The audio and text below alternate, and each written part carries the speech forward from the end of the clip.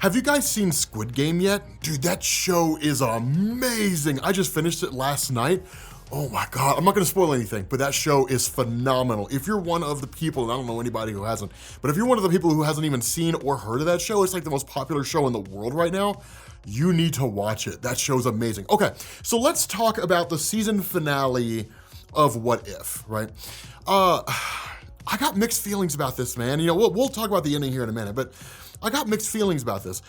It was cool to see a lot of that stuff. In all honesty, it just kind of felt like a what if meets multiversal version of like Avengers, right? A coming together of these different superheroes who were basically the most popular versions of the Avengers roster, minus like Hawkeye and a few other people. Basically all the characters that we saw over the course of the show, teaming up to defeat Ultron, who had the Infinity Stones. Cool, right? I mean, there's not a whole lot going on there, right? I mean, it was a cool battle, and I will say Ultron with the Infinity Stones is probably the coolest that we've ever seen. Here's a funny thing, and it's something that a lot of people have been talking about since the ending of last week's episode. Thanos was an idiot, and I've kind of been saying that for a while, really more to myself than I have anybody else, but in all honesty, Thanos was kind of a moron, right? Like, here are these stones that can basically grant a person seemingly the ability to do anything they want to, and Thanos is like, I'm gonna blink out half the life in the universe because there's just too many people for the universe to support, right? Not enough resources. Well, good job, Thanos, you idiot. Unless you sterilize the other half of the universe, then all that's gonna happen is in like 100 years or 1,000 years, things are gonna be right back to where they were before. So cool, you kind of managed to hold things off for a little bit. He kicked the can down the road is basically what he did. Ultron with the Infinity Stones, that was phenomenal. That was cool. And that's how I felt like Infinity Stones should be used, right? It was one thing to see him face off against the Watcher, right, at the second half of the episode of last week. It's a whole nother to see how it was used here, right? To see it used in that way. It was amazing. I love seeing the battles, the conflicts. It really begs the question, what chance did any of these heroes have against Ultron in the first place? I do feel like they underused Doctor Strange, right? That version of Doctor Strange with all those demonic powers. I feel like he could have been a lot more prominent there. I feel like there could have been a lot more that he offered aside from just putting them in these kind of cocoons that kept him safe from the power of the Infinity Stones. The fact that he was able to do that and then also protect them from the Infinity Stones at the same time really seemed like he could have brought a lot more to the table than he did. Now, a lot of this is probably just due to the writing and the fact that they wanted to create a kind of ensemble, which is not uncommon. In Marvel Comics, it happens all the time.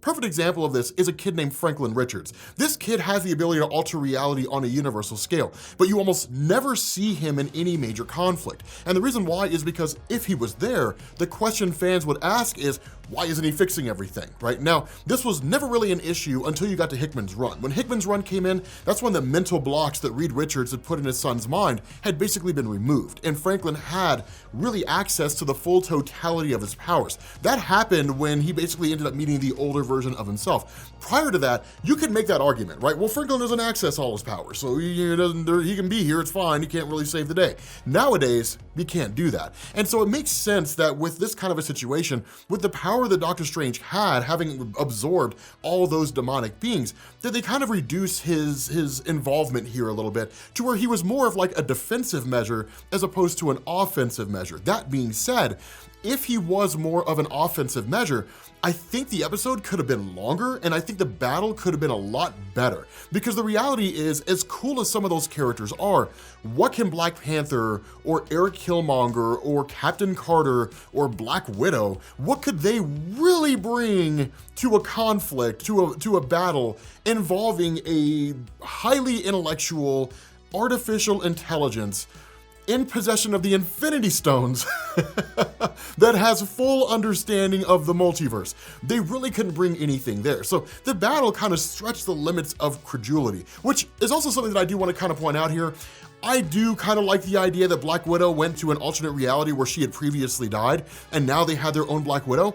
Black Widow being somewhere is not gonna change anything, right? Like, I mean, she can shoot really well, and she can punch hard, but it's Black Widow, man. Like, when has Black Widow ever turned the tide of anything? Like, believably. I mean, I don't hate Black Widow, I just kind of recognize the role that Black Widow plays in the bigger picture. Now, if he had sent like that version of Doctor Strange there, yeah, like that would have been enough. But like Black Widow, come on, man. I mean, whatever, dude. So in any event, the whole thing about this is, and what I really loved here, and I think this is really the icing on the cake and probably one of the best decisions they could have made that they didn't spend enough time focusing on, Eric Killmonger. I love that. As soon as he picked up the head of that version of Ultron, you knew something was gonna happen, right? I mean, you knew something was gonna happen because that dude just can't be trusted, right? He's been villainous pretty much since we saw him, right? Like from the time he first met Tony Stark in his story, it's kind of like, okay, this guy's kind of a villain. And I love that they kept that. What I did love was the idea is he took the armor of Ultron,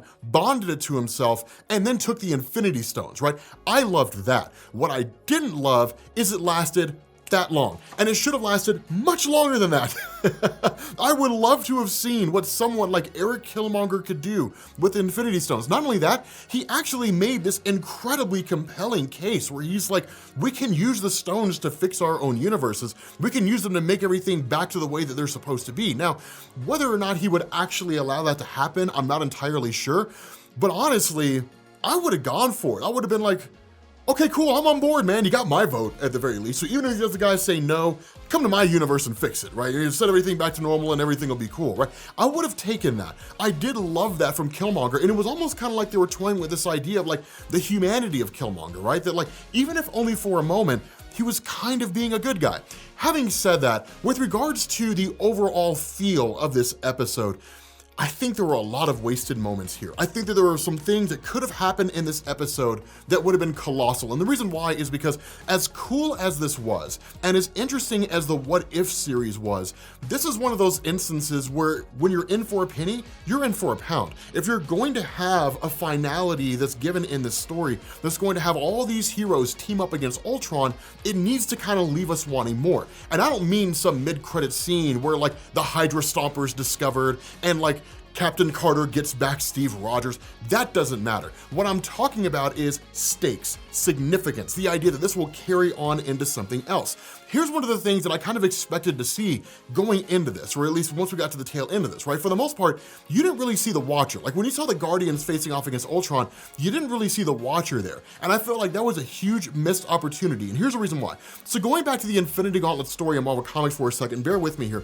Going back to this story, it was basically all just kind of a scheme that was thought up by Adam Warlock. Not really Thanos getting the Infinity Stones, but the battle itself. So the way this played out is that Adam Warlock had basically gone to the cosmic entities and sought a trial with the Living Tribunal. And he pleaded his case. The other cosmic entities did too, but basically saying Thanos having the Infinity Stones is an imbalance of magical energy within the universe itself. It destabilizes the hierarchy. The response of the tribunal was no, right? Thanos attaining the Infinity Stones basically means Thanos is attaining a kind of power that is native to this universe. He didn't bring in a source of energy from an alternate reality. He's using what this universe already provides. And you, Eternity, if you are not powerful enough to maintain your role and Thanos takes that from you, then it's simply the weak being moved aside to make way for the strong. So ultimately the Living Tribunal chose not to act. And so what you got was Adam Warlock assembling a whole bunch of different heroes. And basically it was designed to be a ruse. The whole idea behind this is the heroes would fight Thanos and they would just get crushed, right? That was the expectation,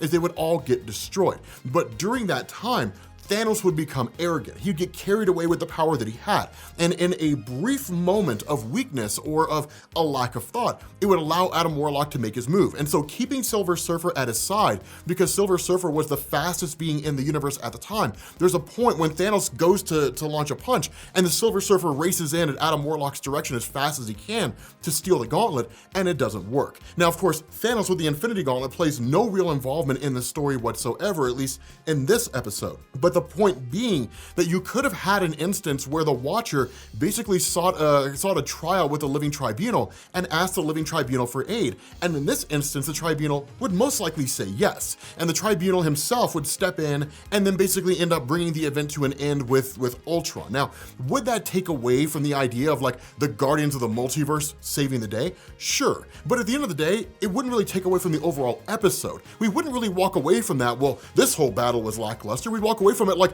yeah, the living tribunal, right? We'd be super excited. It'd be amazing.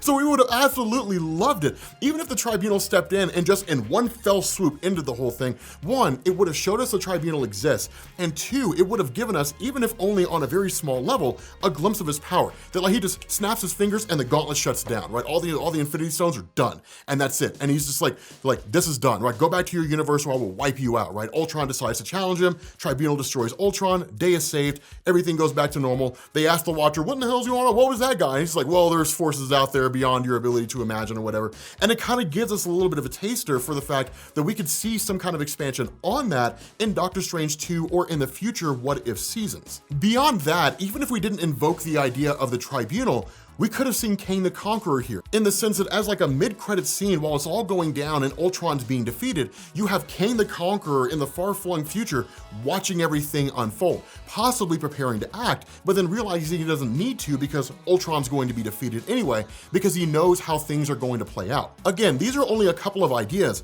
but I feel like these were hugely missed opportunities in the What If series, because in all honesty, given the fact that the whole thing was self-contained, given the idea that we saw all these different alternate reality versions of characters, all of whom were brought together on a singular team to defeat some alternate version of Ultron, Vision, merging, whatever, who ended up capturing the Infinity Stones, and the fact that it was all just sort of done, basically kind of gives me this idea or this belief that as cool as the What If series is, it doesn't really matter. Nothing that took place here matters, has any involvement or significance whatsoever. Even if like a mid-credit scene or a post-credit scene, that version of Doctor Strange in his own prison escapes to the main Marvel universe, and then there's your theory about how Doctor Strange in the MCU is not actually the Doctor Strange that we know. It's a different version, which is the one from the What If, right? Doesn't have to be that exact same thing, but nothing from this show really carries on into the rest of the MCU in any real meaningful way. And that's the thing that kind of brings me down a little bit, because I feel like this was just a golden opportunity to, one, expand on the multiverse, and two, give us something that carries on into the future of the multiverse. Now, it could just be the What If series in and of itself will always be standalone. It'll never be tied to anything as part of the greater MCU beyond what we see in the episodes that we get. But I really hope that's not the case. I would like to have seen something carry over into the future of the Marvel Cinematic Universe, especially now that we're dealing with the multiverse. Having said that, do I believe that the entire What If series was bad? No, it was amazing. It was fun. It was some of the most fun I've had watching a Marvel TV show for quite some time. Were there some lulls? Were there some episodes that were kind of like, I mean, sure, yeah, definitely. But were there also episodes that were fantastic and phenomenal, and in a lot of ways are comparable to, if not better than some of the MCU movies? Yeah, absolutely. The Doctor Strange episode and the Ultron episode are too, right? I mean, those were better than some of the MCU movies that we've gotten, and those episodes were 30 minutes long. So I loved what we got. I love the idea behind it. I definitely want to see more of it, especially with characters that'll be introduced later on down the line, characters that have already been introduced and they want to give them a bigger stage to operate on. Somebody like Monica Rambeau, who we saw in WandaVision, possibly White Vision, or maybe even new characters like Adam Brashear or something like that, some kind of a cameo that'll go on to kind of lead to something bigger in the MCU. Whatever it is, I enjoyed the series. I thought it was fun. It's just at the end of the day, I feel like they had some hugely missed opportunities, things they could have done massive things with that really would have just kind of exploded the show, left us on one hell of a cliffhanger, and then in turn, given us something to look forward to in the future of the MCU. With that being said, guys, let me know what you think down in the comment section. Did you guys enjoy What If? Did you think it was kind of like, it's whatever? Let me know what you guys think. Thank you guys for watching, and I will catch you all later. Peace.